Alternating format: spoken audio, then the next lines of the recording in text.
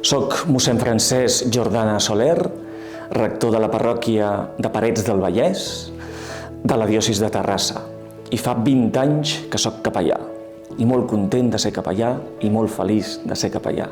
Per mi ser prevere vol dir estar al servei de les persones, i realment és un servei que és apassionant.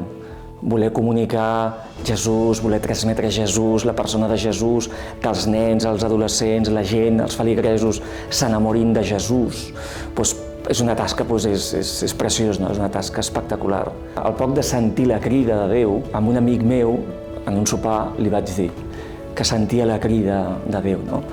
I ell em va dir, «Però no has pensado en todo lo que renuncias?» I jo em paro i li dic, «Ostres, pues no lo he pensado». I aleshores ell mateix em va fer la segona reflexió. Claro, yo por salir con mi novia no pienso que estoy renunciando a todas las demás mujeres. Y a ti te pasa un poco lo mismo. Tú abrazas aquello que quieres y no lo vives en clave de renuncia. Per tant, jo, la veritat, la meva vocació no l'he viscut mai en clau de renúncia. Evidentment que comporta una renúncia, això és innegable, objectivament és innegable, però no ho vius en clau de renúncia, ho vius en clau d'abraçar allò que dona sentit, abraçar allò que t'omple, allò que et dona pau, allò que et dona alegria, allò que dona sentit, projecta la teva vida. Jo potser l'activitat pastoral que més disfruto és fent catequesis als nens de segon de catequesis, perquè és una edat maquíssima. Quart de primària és una edat preciosa i estan molt receptius, i estan molt vius, i estan molt contents, i són molt feliços, i s'han conegut a Jesús, i Jesús està en el seu cor, i és una delícia estar amb nens de quart de primària. Hi ha una frase que a mi em va ajudar molt en el meu discerniment vocacional, perquè jo tenia moltes prevencions cap a algunes vocacions, com la sacerdotal i tot això, i jo tenia pors davant de certes crides, i va haver una frase del cardenal Ricard Maria Carles, en una escola de pregària, que em va alliberar moltíssim de totes les pors, i és una frase que podríem dir que ha canviat la meva vida. Hi ha frases que canvien la teva vida, no? I la frase va ser: la voluntat de Déu a la teva vida i la teva felicitat és una mateixa cosa. Tu has de descobrir allò que Déu t'està demanant per poder descobrir alhora allò que et farà feliç. Aleshores, a mi aquesta frase, a partir d'aquell moment, vaig viure l'obertura vocacional. Senyor, el que vulguis. Si la meva alegria, la meva felicitat està en la teva crida, doncs el que vulguis, però que m'enteri, saps?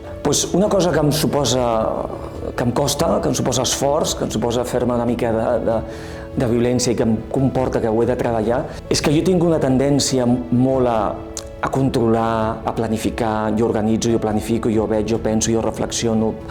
I la proposta que em fa Déu és: confia, abandona't, no controlis, jo guio, jo vaig davant, jo acompanyo, jo sóc el pilot, tu ets el copilot, deixa que guiï jo, deixa que planifiqui jo, deixa que organitzi jo, deixa. Jo tinc tendència a jo, i veig que una de les intuïcions d'aquests més d'exercicis espirituals era aquesta de cedir el volant de la meva vida al Senyor, no?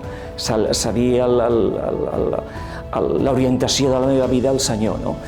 I no voler ser tu que controles tot, no? Que al final és una por, és la por a abandonar-te, no? És la por a no tenir-ho tot controlat, és la por a la incertesa, no?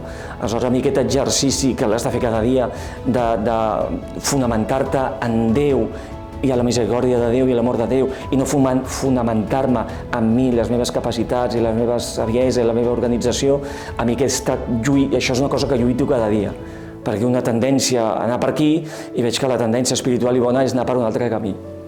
I aleshores això és una cosa que em suposa una certa lluita i un cert esforç constant, no? Però que amb la gràcia de Déu visc amb molta pau, I si algun dia m'equivoco, mira, el Senyor em perdona i no passa res i seguim caminant, no?